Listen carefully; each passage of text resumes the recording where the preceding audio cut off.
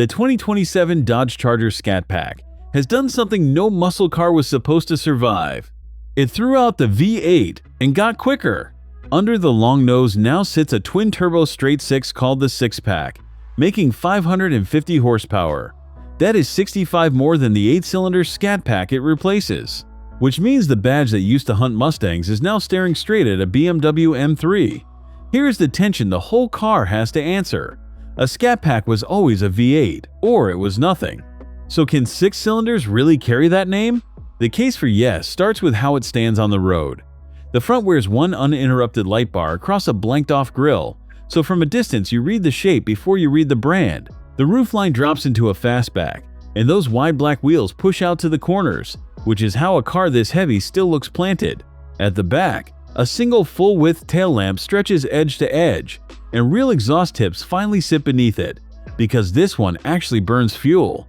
That detail matters more than it looks. The electric Charger came first, and buyers made it very clear they wanted an engine. This is Dodge answering them. Inside, everything points at the driver. Red stitching runs across black leather, and the drive mode buttons sit right on the shifter where your hand already rests. The screen ahead can arm a drift mode, a donut mode, even a line lock that holds the brakes for a clean burnout. Because even with all-wheel drive standard, you can send everything to the rear axle the moment you want to. That is the trick the numbers hide. 531 pound-feet of torque, 30 pounds of boost, and grip at every corner throw this heavy sedan to 60 in 3.9 seconds. The quarter mile is gone in 12.2. If you want more reviews of the cars actually fighting for this money, subscribe, because this muscle car revival is only getting louder. It is secretly practical too. The fastback hides a hatchback tailgate and 38 cubic feet of cargo room, more than the sedans it is chasing.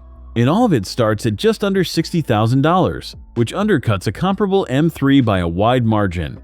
Here is the part that stings.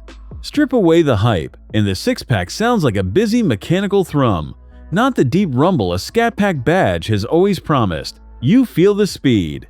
You just do not hear the drama, and Dodge is piping in engine noise to soften that.